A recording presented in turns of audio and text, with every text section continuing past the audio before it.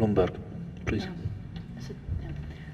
Mr. Pashinyan, would you name 3 spheres that investors, like first 2 spheres, were most important spheres that have a potential, to your opinion, and that international investors should invest their money into? This is my first question. And what about relations with Iran, economic relations, I mean, with the US sanctions strengthening against Iran, and Armenia hopes to become a middle field between Iran and Eurasian Economic Union. Do you see any obstacles for this relationship, developing it, or maybe like making it stronger? And a very small question related to the Iran question. During the debate on December 5, you said you were not aware that some trade banks are closing the accounts of Iran and Armenian citizens in Armenia. Have you managed to check why this is happening? Thank you. To be honest, I wasn't able to check, because after that I flew to St. Petersburg. After that we have elections, and I will do that. And which concerns to in which field we are expecting to have foreign investments. At first, it is information technologies and high technologies, and the high technological industry. And now I can say that we have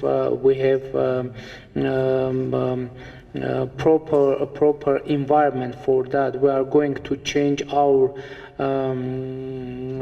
tax code to make our tax environment more attractive for such kind of investments. And now, fortunately, our information technology field is growing very dynamically, and we hope to attract more and more investment for high technologies, information technologies, for alternative energy, and for jewelry, etc. And which concerns to Iran, you know, Iran isn't just a neighbor for us. It is a border with Iran. It is actually a live road for Armenia, because within the war, during the war with Azerbaijan, the border of Iran, it was only working way, only a reliable way for Armenia for importing food, and it is a road of life for Armenia. And there is no doubt that we will keep our close relationship with Iran. Of course, we will do that according and in the framework of our international responsibilities and our international duties. And we hope that all our international partners will understand our situation, and will understand that we can break and harm our relations with Iran, and it is very important existential question for Armenia. Matteo, Swiss Radio TV, please. Good evening. On Friday, I went to Gyumri, and you also were there. And I visited some families who lost their houses during the earthquake in 1988. And since then, they live in barracks, rotten barracks. So my thought is this. Economic revolution, solving problems through self-commitment, jobs is a good idea, but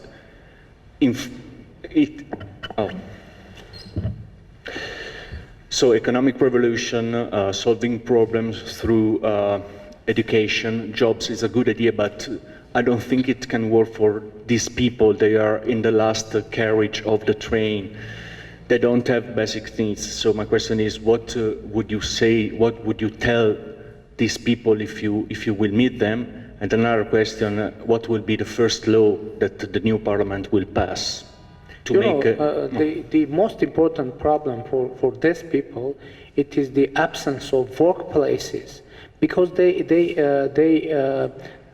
have no any opportunity to have real job with proper salaries, and we are going to at first to work and to attract some investment to have as a goal opening of new workplaces for these people.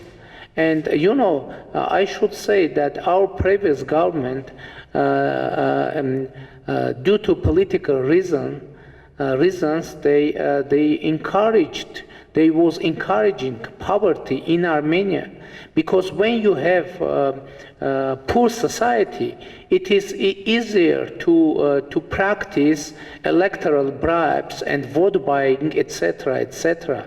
And it is not poverty in Armenia, I believe, not only economical problem, but it is also political problem, because if you have corrupt government, it is very convenient to have poor people, and because it is easier to govern, to rule this poor people.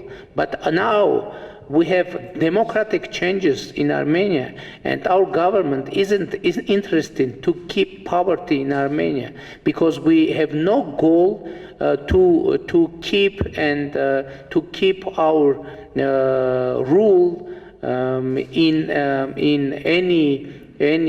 any price. It's very easy question for us.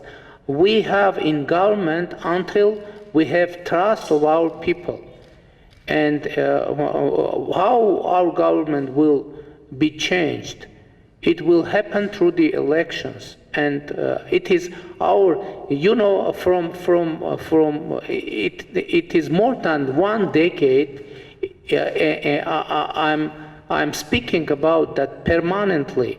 That my most important political mission is not only to reach to government through the free democratic elections, but also to quit a government through the democratic, transparent, and legal elections. It is very important, and for previous government, it was very convenient to keep people in the poor condition and to buy their sympathy by giving them a little electoral bribe, some food, something else. But now we say to our people that you don't need to be given, for example, bread by the government or by the oligarchs, etc. We are going to create an environment for you that you would be able to create and to earn your own bread through work, through honest work, etc. And we are going to encourage people not to expect for anyone help, even help of government. We are going to encourage our people to create their own prosperity, their own life, their own homes, their own houses. And we are going to create a proper environment to encourage people to do business, to have proper and jobs with proper with good salaries, etc., etc. That's our vision for the future and for the overcoming our current economic and social problems. First law, it's tax code. We are going to free small business, not small, mini business, micro business, to make for them business free without any taxes. without any taxes. And we do that for encourage people to work, to create workplaces for themselves and to create through the job their own prosperity. Constance, RFI, please. Good evening. My question is about the international investments and the environmental issues regarding the Al-Musar mining in Jarmuk. You stated not so long ago that you were not against mining extraction as long as it respected international standards. There is something I quite don't understand regarding that. First, like, where is the procedure now? Because the mine is still open. And secondly, there are you've created after the revolution a special agency in charge of investigating the mining operation in Armenia under your own control. But it's not, they don't agree with the energy minister, and the latest analysis were different in between these two agencies. Thank you for your comment. Yeah, you know, mining industry, it is one of the pillars of current economy of Armenia, and we aren't happy with this situation, and we are going, as I said, to change this situation and to make Armenia into a real industrial technological country. But we aren't going to close mining branch in Armenia, but we are going to establish new standards in the mining industry that will match with the highest international standards. And actually, we are now in that process, and we will fulfill that goal definitely. Did you mean any concrete project in your question? I didn't hear properly, to be honest. First, I would like to come back. So, you just said that you wanted to close the mining. You wanted to cease the activity of mining in Armenia, and then you just said that you were okay if they keep on as long as they respect the international. I haven't said that I'm going to cease mining industry in Armenia. I didn't say that. Okay. Never. I said that we are going to increase the demands in terms of environment, in terms of the defending rights of workers in the mining industry, and environmental issues is very important for us, and we are going to create and to implement highest international standard in Armenia to make sure that our mining industry doesn't harm our environment more than that is acceptable according to standards of 21st century. I never said that we are going to cease. So here is my specific question then.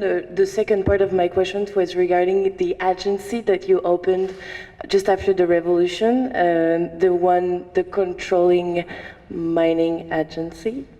You know.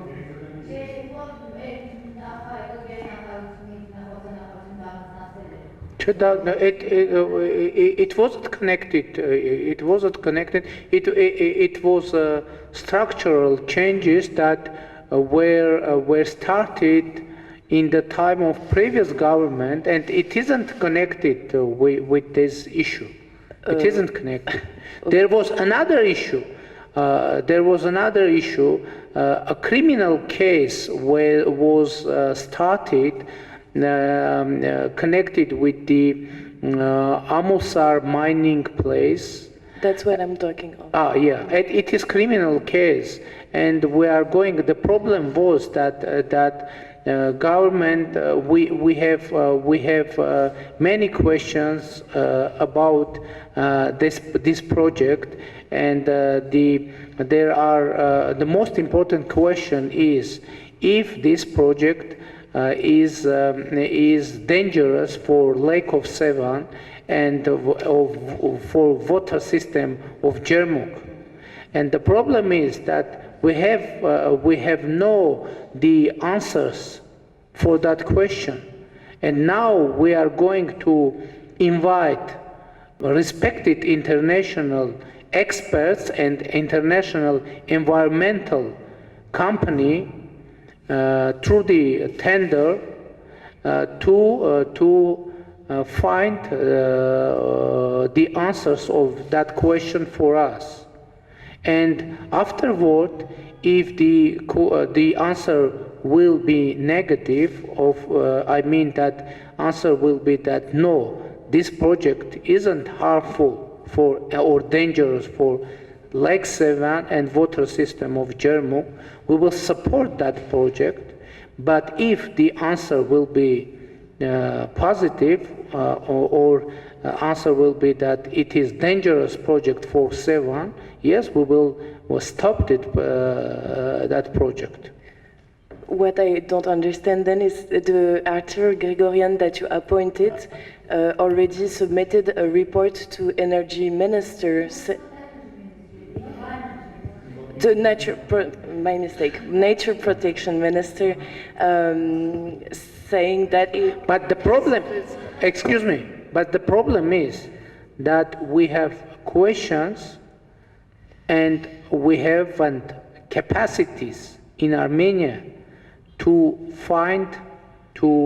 definite the answers. And now we are in the process of inviting highly respected international company with the international experts to find the question for that the answer for that question for Armenia, for our government. And it is very important, and I've said already that our future actions will depend from these answers.